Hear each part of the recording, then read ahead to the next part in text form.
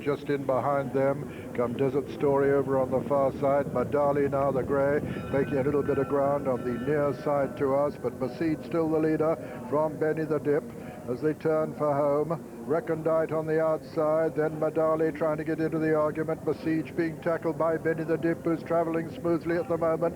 Benny the Dip and Beseige, these two together now from Madali, and here comes Equal Rights on the outside.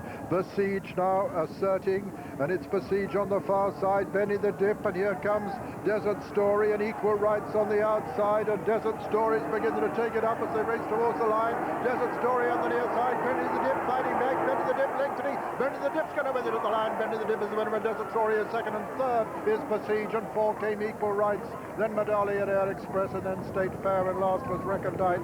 And so this horse, who was quoted 33-1 for the Guineas and Derby before this race, Benny the Dip, fought on bravely under Walter Swinburn.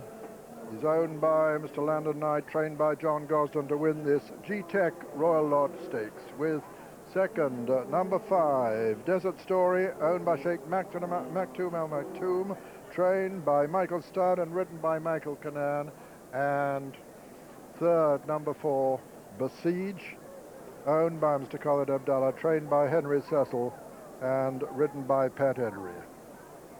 Fourth was number 1, Equal Rights. And here's how they ran to the line, with Benny the Dip clear of Desert Story in second, third Beseige, 4 Equal Rights.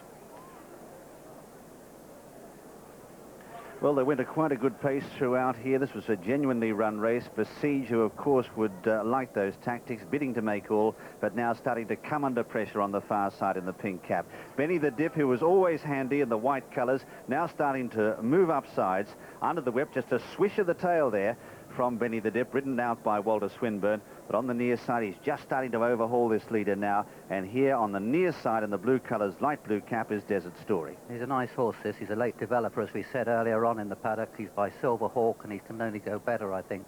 As you say, dopping away on the rails is Beseige. He's run a good race. Desert Story puts in his best work towards the end. Desert Story, in fact, in the hands of Michael Cannan.